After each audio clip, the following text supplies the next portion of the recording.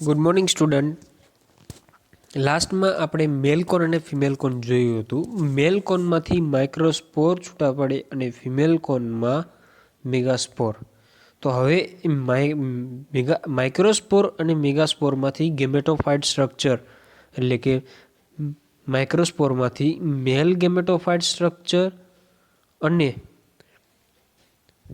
મેગાસ્પોરમાંથી female gametophyte structure એટલે કે આર્ચિગોનિયમ. આ રીતના માઇક્રોસ્પોરમાંથી મેલ ગેમેટોફાઇટ અને મેગાસ્પોરમાંથી ફિમેલ ગેમેટોફાઇટ સ્ટ્રક્ચર ડેવલપ થયેલું જોવા મળશે. તો સૌથી પહેલાં માઇક્રોસ્પોર છે માઇક્રોસ્પોરમાંથી મેલ ગેમેટોફાઇટ સ્ટ્રક્ચર કઈ રીતના પ્રોડ્યુસ થાય છે એ જોવાનું છે. તો સૌથી પહેલાં યુનિસેલ્ડ માઇક્રોસ્પોર અંડરગો 3 ડિવિઝન એટલે કે 3 વખત ડિવિઝન થશે, જેમાંથી જેને માઇક્રો ગેમેટોજિનેસિસ કહેવામાં આવશે અને એમાંથી 4 સેલ ધરાવતું પોલન ગ્રેન એટલે કે આ રીતના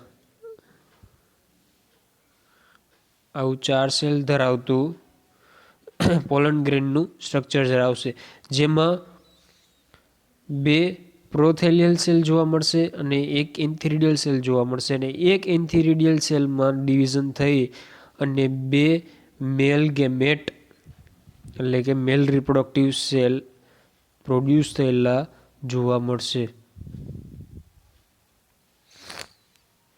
ટોટલ 4 સેલ આ રીતના ડેવલપ થયેલા જોવા મળશે. તો એ કઈ રીતના ડેવલપ થાય છે?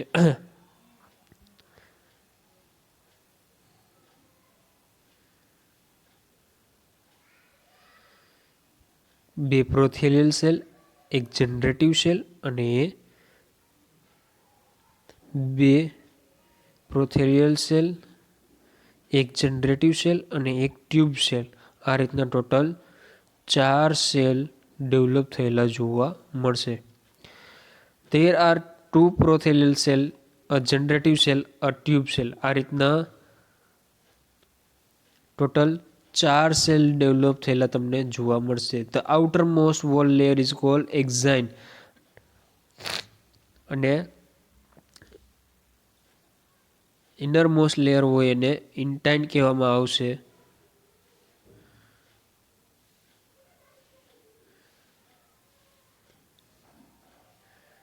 આઉટર વોલને એક્ઝાઇન, ઇનર વોલને ઇન્ટાઇન કહેવામાં આવે.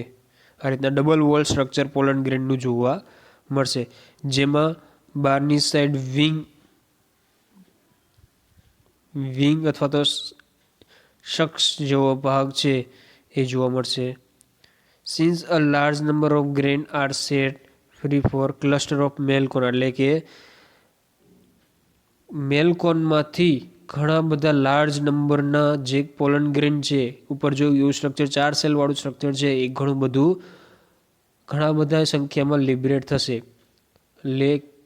એટલા માટે થઈને અને એનો કલર પેલ યલો કલર આછો યલો કલર જેવો જોવા મળે, જેથી કરીને એને શાવર ઓફ સલ્ફરનો કલર પણ યલો હોય છે, એટલા માટે થઈને એને શાવર ઓફ સલ્ફર અથવા શાવર ઓફ ગોલ્ડન ડસ્ટ એવું નામ આપવામાં આવે.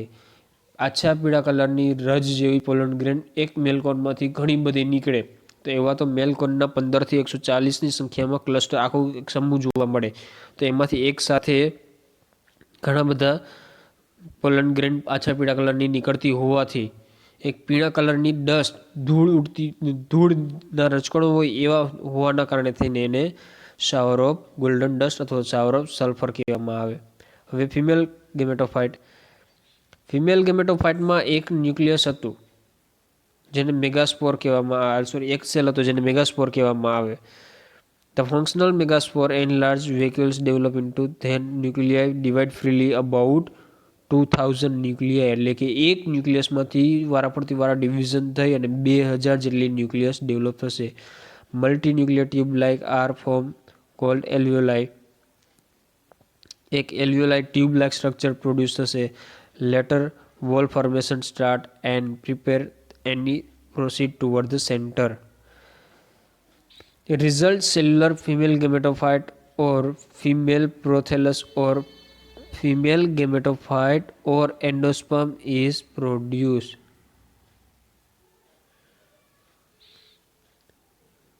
मतलब आर्चिगोनियमનું સ્ટ્રક્ચર ડેવલપ થશે. The cell of nucleus surrounding the female gametophyte now get modified and form nutritive layer.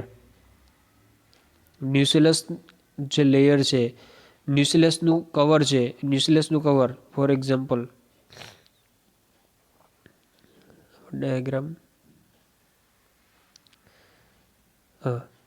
જે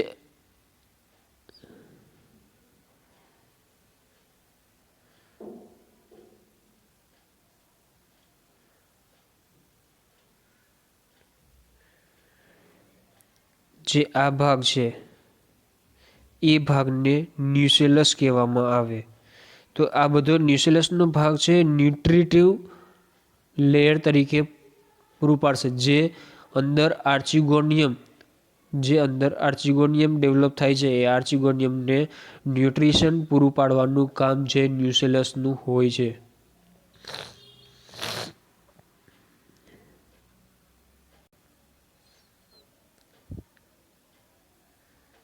આર્ચિગોનિયમનું સ્ટ્રક્ચર. આર્ચિગોનિયમ નિયર ધ માઇક્રોપાઇલર એન્ડ કઈ જગ્યાએ જોવા મળશે? તો કે ઉપરની બાજુ જોવા મળશે, માઇક્રોપાઇલર એન્ડ બાજુ.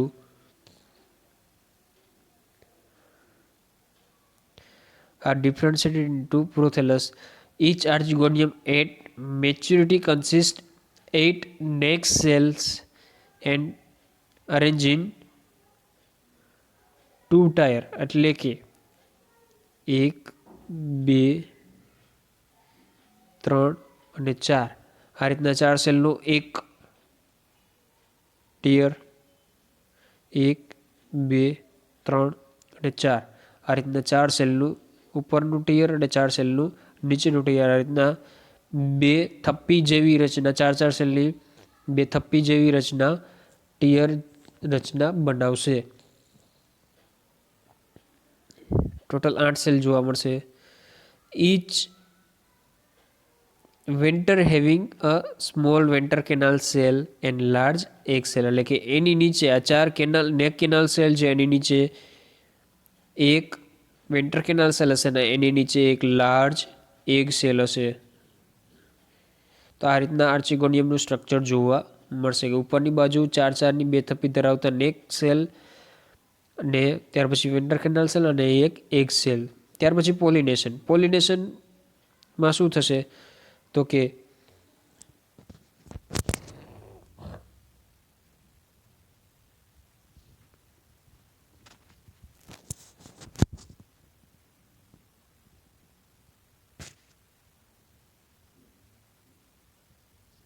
પોલિનેશનમાં પાઇનસીસ એમ્ફોબિયસ એટલે કે એક જ પ્લાન્ટમાં મેલ કોન અને ફિમેલ કોન બંને જોવા મળશે. તો કે wing of pollen grain are helpful in pollination. એટલે કે પોલન ગ્રેનના જે વિંગ જોવા મળતી હતી નીચે 2, જેમ કે પોલન ગ્રેનનું સ્ટ્રક્ચર આ રીતના જોવા મળતું હતું. આ પોલન ગ્રેન એમાં સાઈડમાં 2 આ રીતના વિંગ જોવા મળતી હતી. તો એ બંને વિંગ છે એ પોલિનેશનમાં હેલ્પ કરશે. Before pollination female cone exist elongated separating a megasporophyll each other. Post પોલિનેશનમાં શું થશે? તો કે ઉપર ડાયાગ્રામમાં જોઈએ આ રીતના મેલ કોન જે પોલન ગ્રેન છે એ પોલન ગ્રેન એટ માઇક્રોપાઇલર એન્ડ, બરાબર, માઇક્રોપાઇલર એન્ડ આગળ પોલન ગ્રેન આવશે અને એમાંથી જે ટ્યુબ સેલ છે એ ટ્યુબ સેલમાંથી પોલન ટ્યુબ જે આ બધી છે એ પોલન ટ્યુબ છે. તો એવી પોલન ટ્યુબ ડેવલપ થશે અને એ પોલન ટ્યુબ દ્વારા અંદર જે જનરેટિવ સેલ છે એ જનરેટિવ સેલ છે એ આગળ અંદરની તરફ મૂવ કરશે. અંદરની તરફ મૂવ કરી અને ક્યાં આવશે? તો આર્ચિગોનિયમ પાસે. એ આર્ચિગોનિયમ પાસે મેલ ગેમેટ એટલે કે જનરેટિવ સેલ આવશે અને એમાંથી એક સેલ સાથે ફ્યુઝ થશે અને એક સેલ સાથે ફ્યુઝ થઈને ઝાયગોટ ડેવલપ કરશે, જે પોસ્ટ પોલિનેશન કહેવાય.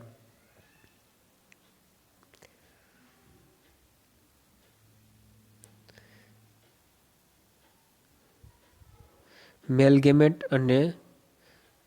ગેમેટ અને એક સેલ બંને જે જનરેટિવ સેલ હતા એ જનરેટિવ સેલ અને મેલ ગેમેટ બંને એક સેલ બંને ફ્યુઝ થઈ અને ઝાયગોટ બનાવશે, જેને ફર્ટિલાઇઝેશન કહેવામાં આવે અથવા તો પોસ્ટ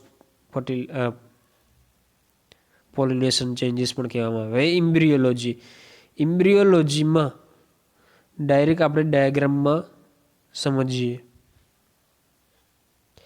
તો જે ડાયાગ્રામમાં સૌથી પહેલાં મેલ ગેમેટ અને ફિમેલ ગેમેટ બંને ફ્યુઝ થઈને ઉસ્પોર અથવા તો ઝાયગોટ ડેવલપ થશે. એ ઝાયગોટનું એક વખત ડિવિઝન થયા